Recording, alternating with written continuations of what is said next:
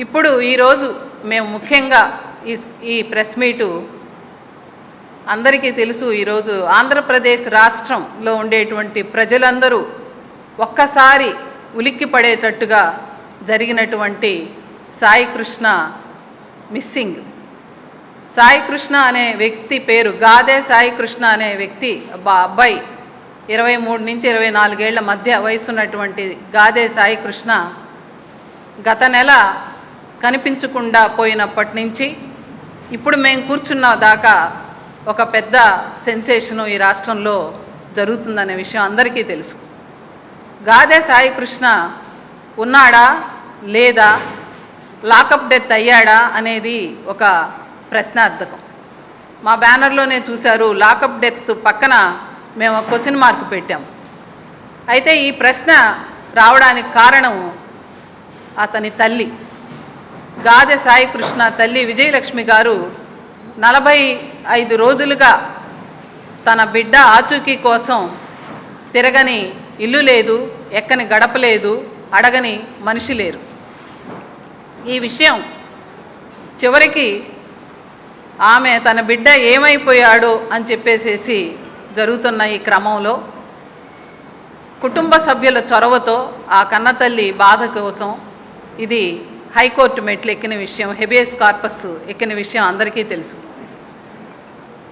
గాదే సాయి కృష్ణ ఉన్నాడా లేదా అనేది పక్కన పెడితే ఈ గాదే సాయి కృష్ణకి సంబంధించి ప్రభుత్వంలో ఉన్నటువంటి పోలీస్ అధికారుల యొక్క ప్రవర్తన, పోలీస్ అధికారులు చేసినటువంటి అనేక విషయాలు నిజంగా చెప్పాలి అంటే ఈరోజు ఆంధ్రప్రదేశ్లో ఉన్నటువంటి చట్టబద్ధమైనటువంటి విషయాల పట్ల చాలా ఆందోళన కలుగుతూ ఉన్నది. ఇక్కడికి మేము వచ్చింది సాయి కృష్ణ తల్లి ఆవేదన చెప్పడానికో ఈ ప్రభుత్వం యొక్క వైఫల్యం చెప్పడానికో కాదు. అసలు ఆంధ్రప్రదేశ్ అనే రాష్ట్రంలో పౌర హక్కులు ఏమవుతున్నాయి, అది నేరస్తుడికైనా కావచ్చు, మామూలు మనుషులకైనా కావచ్చు. ఈ గాదే సాయి కృష్ణ మిస్సింగ్ మేము మిస్సింగ్గానే అనుకుంటున్నాము. ఎందుకనంటే ప్రభుత్వం వైపు నుంచి ఇంతవరకు గాదే సాయి కృష్ణ లాకప్ డెత్ అయ్యాడని కానీ చనిపోయాడని కానీ ఎలాంటి వార్త లేదు. కానీ వార్తా కథనాల ప్రకారం గాదే సాయి కృష్ణని లాకప్ డెత్ చేశారు. లాకప్ డెత్ చేయడం అనేది మనకి మామూలే, వింటూ ఉంటాము. అయితే ఇది చాలా ప్రత్యేకమైనటువంటి కేసు. లాకప్ డెత్ చేసిన తర్వాత లేదంటే ఎన్కౌంటర్ చేసిన తర్వాత నేరస్తుల్ని సహజంగా వారి యొక్క పార్థివ దేహాన్ని తల్లికో తల్లిదండ్రులకి కుటుంబానికి అప్పగించడం అనేది ఇంతవరకు మనం చూసింది భారతదేశ చరిత్రలో ఇది చూసాం. అనేక లాకప్ డెత్లు, అనేక ఎన్కౌంటర్లలో శరీరాల్ని అప్పగించడం, దాంట్లో న్యాయం ఉందా అన్యాయం ఉందా అనే చర్చకి మేము వెళ్ళట్లేదు. అయితే ఎందుకు గాదే సాయి కృష్ణ మిస్సింగ్ కేసు ఇంత సెన్సేషన్ అయిందంటే 45 రోజుల నుంచి ఇంతవరకు గాదే సాయి కృష్ణ ఉన్నాడా లేదా అనేది ఒక ప్రశ్నార్థకంగా మిగిలిపోయింది. ఇక్కడ మేము ప్రభుత్వాన్ని ప్రశ్నించదలుచుకున్నది ఒకటే, ఈ రాష్ట్రంలో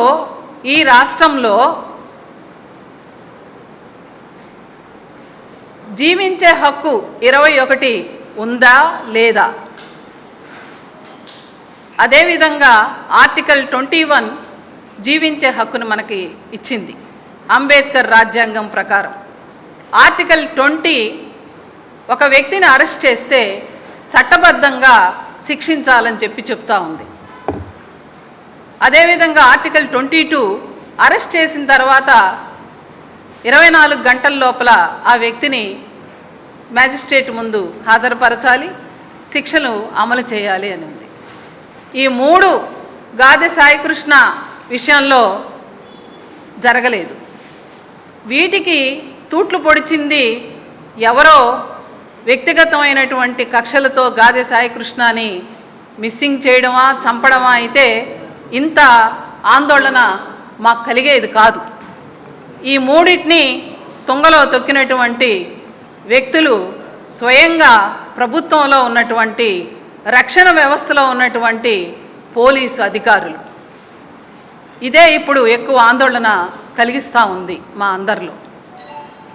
ఇక్కడ సాయి కృష్ణ నేరస్తుడా కాదా, రౌడీ షీటరా, ఎన్నో అక్రమాలు, 24 ఏళ్ల యువకుడు, ఎన్నో అక్రమాలు, ఇంకెన్నో నేరాలు, ఒళ్ళు గగురు పొడిచేటువంటి విషయాలు చేశాడని చెప్పేసి సోషల్ మీడియాలో జరుగుతూ ఉంది. కాసేపు గాదె సాయికృష్ణ చాలా నొటోరియస్ క్రిమినల్ అని చెప్పేసి ఒప్పుకుందాం. అయితే ఈ భారతదేశంలో మనకందరికీ బాగా గుర్తున్నట్టే ఉంది, 2008లో కసబ్ ఒక ఉగ్రవాది 72 మందిని శివాజీ టెర్మినస్లో నిలువున మన భరతమాత బిడ్డల్ని చంపేసినటువంటి ఘటన మనకందరికీ తెలుసు.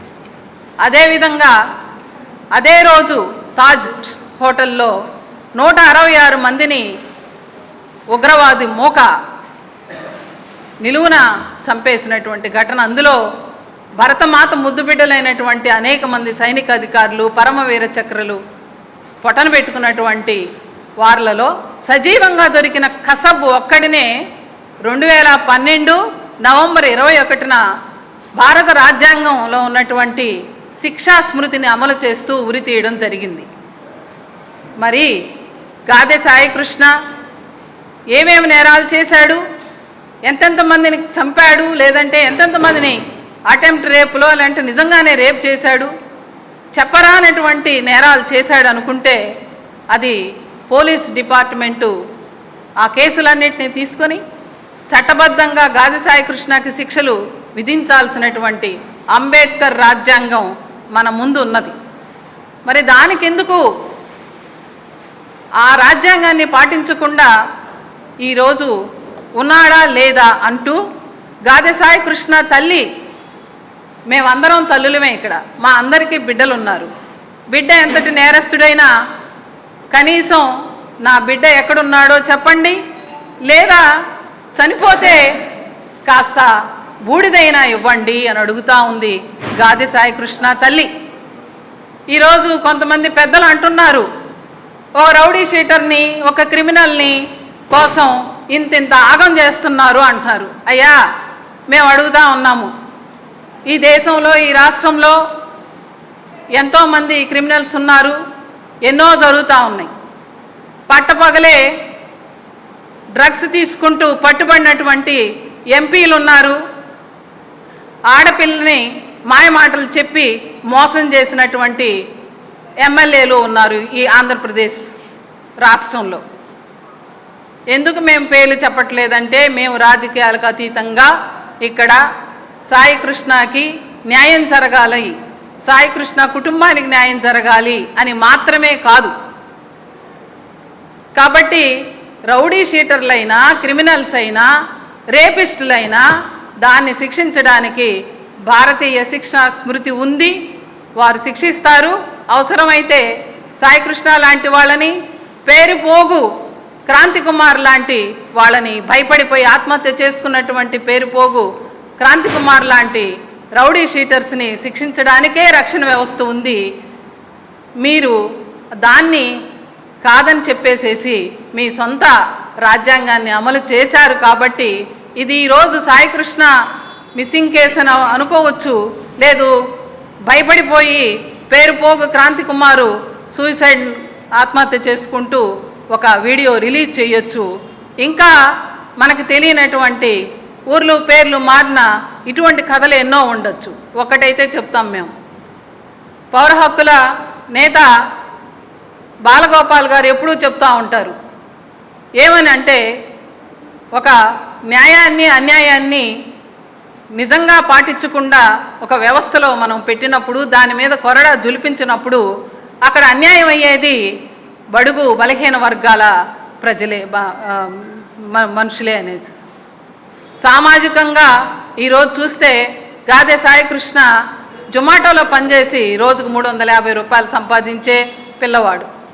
అదేవిధంగా రౌడీ షీటర్ అని అంటున్నటువంటి పేరుపోగు క్రాంతి కుమార్ కూడా ఒక దళిత కుటుంబానికి చెందినటువంటి వ్యక్తి. ఎందుకంటే ఆయన తండ్రి పేరుపోగు వెంకటేశ్వరరావు ఎంఆర్పిఎస్ రాష్ట్ర అధ్యక్షులుగా ఉన్నట్టుగా మేము విన్నాం. కాబట్టి ఈ సమాజం వీళ్ళని ఇలాగ ఎందుకు మార్చింది కాబట్టే క్రిమినల్స్ని మార్చే పద్ధతే రక్షణ వ్యవస్థకి ఇచ్చారు. కాబట్టి రౌడీ షీటర్ల కోసం, క్రిమినల్స్ కోసం మీరు ఇలా మాట్లాడుతున్నారు, గుంపులుగా నిరసనలు వ్యక్తం చేస్తున్నారు అన్నటువంటి పెద్ద మనుషులకి మేము చెప్పే సమాధానం, అయ్యా ఇది సాయికృష్ణ సమస్య, పేరుపోగు క్రాంతి కుమార్ సమస్య, లేదంటే దళిత మహిళ గంగమ్మ సమస్య. గంగమ్మ కూడా కర్నూలు జిల్లాలో గంగమ్మ అనేటువంటి దళిత మహిళని వీళ్ళు కాలు జారి పడిపోయిందని చెప్పేసి బిడ్డ చేతే సంతకం పెట్టించుకొని పోస్ట్ మార్టం చేయకుండా మీరు ఖననం చేశారు. మే నెలలో జరిగినటువంటి ఘోరాలు ఇవన్నీ.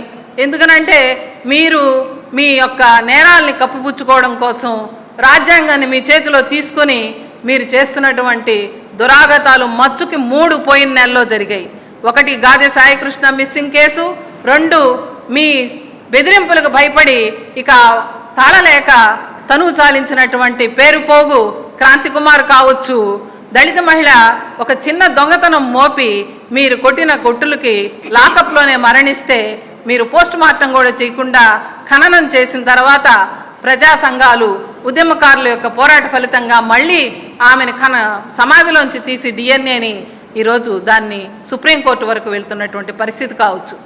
అయితే మా యొక్క డిమాండ్ ఒక్కటే, ఇక్కడ మేమందరం ఇక్కడ ఒకే అప్పీలు ఈ ప్రభుత్వాన్ని చేస్తున్నాము. గాదె సాయికృష్ణ మిస్సింగ్ కేసుని ఈ రాష్ట్ర ప్రభుత్వ చట్టబద్ధ పాలనకి, ప్రతిష్టకి ఈరోజు దేశవ్యాప్తంగా మనిషి దొరకలేదు, కనీసం బూడిద లేదు, ఉన్నాడో లేదో తెలియదు అనేటువంటి ప్రశ్నలకి దేశవ్యాప్తంగా ఈరోజు ఆంధ్రప్రదేశ్ వైపుకు చూస్తూ ఉంది. ఎందుకంటే ఇవి కథనాలని మేము అనలేము. వస్తున్న కథనాల ప్రకారం గాదె సాయికృష్ణని చంపేసినట్లుగా, అతన్ని కాల్చేసినట్టుగా, చివరికి ఆ కాల్చేసినటువంటి బూడిదను కూడా ఇవ్వడానికి సిద్ధం కానట్టుగా వార్తలు వస్తున్నాయి. ఇవి మేము నిర్ధారించలేము. అయితే గాదె సాయికృష్ణ తల్లి ప్రభుత్వ పెద్దల్ని కలిసి బయటకు వచ్చి మాకు న్యాయం చేశారు, ఆ న్యాయం చాలు అని చెప్తుంది. అయితే ఏం న్యాయం చేశారు అని నేను వాళ్ళ కుటుంబ సభ్యులతో మాట్లాడాను. వాళ్ళ మీద చాలా పేదవాళ్ళు కాబట్టి ఆమె బయటకు వచ్చి చెప్పినటువంటి స్టేట్మెంట్ని ఏ విధంగా తీస్తున్నారంటే, అదే సోషల్ మీడియా, ఇదే జనాలు వాళ్ళకి చాలా పెద్ద మొత్తంలో చాలా సొమ్ము అందిందని, అందుకనే ఆమె వచ్చి బయటకి మాకు న్యాయం చేశారు, ఆ న్యాయం చాలు అని చెప్పేసేసి మాట్లాడుతుందని అన్నారు. కానీ ఆ పిచ్చి తల్లికి జరిగినటువంటి న్యాయం ఏంటంటే, ఆమెకి ఇచ్చినటువంటి హామీ ఏంటంటే, మీకు మీ బిడ్డనైనా అప్పగిస్తామో లేదా బూడిదైనా ఇస్తామని చెప్పారని నాకు వాళ్ళ కుటుంబ సభ్యులే చెప్పారు. కాబట్టి అది ఆ తల్లి, కనీసం ఆ తల్లి పేగు బిడ్డని ఎంత హింసించారు, ఎట్లా చంపారు, ఏ విధంగా కాల్చారు, కనీసం ఆ బూడిదిస్తే చాలు అని తృప్తి పడిపోయేటువంటి పరిస్థితి ఉంది.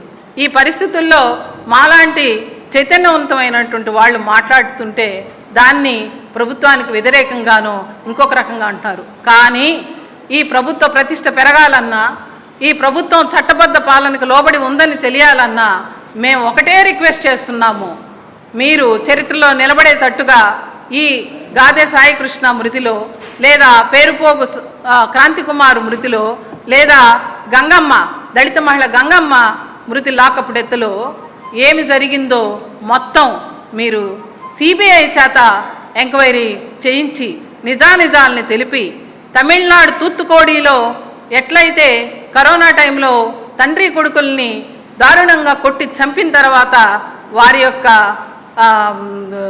దీన్ని ఏ కానిస్టేబుల్ ఒక మహిళ చెప్పిందో వారికి 2 సార్లు మరణశిక్ష విధించడం ఒకటి, తర్వాత ఎవరైతే ఆ తండ్రి కొడుకుల్ని చంపేసేసి లాకప్ డెత్ చేశారో ఆ కుటుంబాల నుంచే 1.5 crores నష్టపరిహారం అందించారో, ప్రభుత్వ పరిహారం కాకుండా. అదేవిధంగా వారికి 9 మంది పోలీసులకి నిష్పక్షపాతంగా మరణశిక్ష విధించారు. మీరు కూడా అదే సిబిఐ తోటి విచారణ చేయించి గాది సాయి కృష్ణ మిస్సింగా, చనిపోయాడా, బూడిచ్చేశారా అనేది ముందు తేలాలి. అదేవిధంగా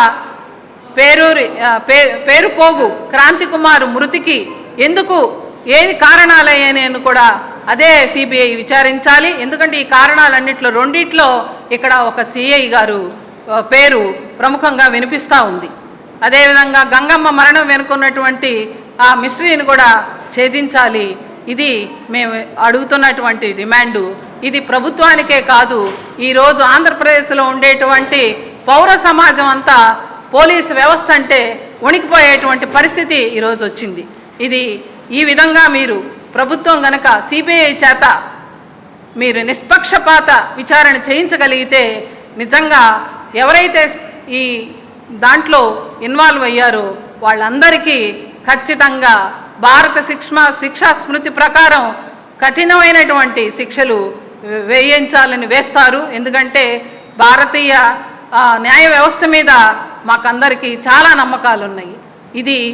ఇది తమిళనాడు తీర్పు చూసిన తర్వాత ఆ నమ్మకం మరింత మాలో కలిగింది. కాబట్టి ఇక్కడ ఉన్న వాళ్ళం అందరూ కూడా వారి అభిప్రాయాలు తెలియజేస్తారు. ఈ ప్రభుత్వాన్ని తర్వాత కేంద్ర ప్రభుత్వాన్ని కూడా అప్పీల్ చేసి ఈ కేసుని సిబిఐ చేత, కేంద్ర ప్రభుత్వ దర్యాప్తు సంస్థ చేత చేయించాలి. ఇది మా విజ్ఞప్తి. అదేవిధంగా వాళ్ళ కుటుంబం కూడా ఇదే చెప్పింది. నేను మాట్లాడాను వాళ్ళ కుటుంబంతో. ఆ కుటుంబం ఒకటే చెప్తా ఉంది, మా బిడ్డ ముందు ఉన్నాడా లేదా ఒకటి మాకు చెప్పాలి. ఒకవేళ చనిపోతే ఆ బూడిదైన ఇస్తే మేము హిందూ సంప్రదాయం ప్రకారం కర్మకాండలు చేసుకుంటాము. అంతేకాదు మా బిడ్డని ఈ విధంగా నేరస్తుడు అవునా కాదా అనేది పక్కన పెడితే మా బిడ్డని ఇంత కిరాతకంగా చేసినటువంటి వారికి తమిళనాడు పోలీసులకి ఏ విధమైనటువంటి శిక్షలు అమలు చేశారో ఇక్కడ ఆంధ్రప్రదేశ్ పోలీసులో ఎంతమంది ఇన్వాల్వ్ అయ్యారో ఒకరి పేరు చెప్తున్నారు కాదు, ఇందులో మొత్తం ఒక ఎంతమంది పోలీసులు ఇన్వాల్వ్ అయ్యారో అంతమందికి కూడా అదే శిక్షలు అమలు చేయించాలని చెప్పేసేసి మేము కోరుతున్నాము. ఇది ప్రభుత్వ యొక్క చట్టబద్ధ పాలనని, అదేవిధంగా ఆంధ్రప్రదేశ్ ప్రభుత్వ ప్రతిష్టని పెంచుతుందే తప్ప తగ్గించదని మాత్రం మేము ఇక్కడ చెప్పదలుచుకున్నాము.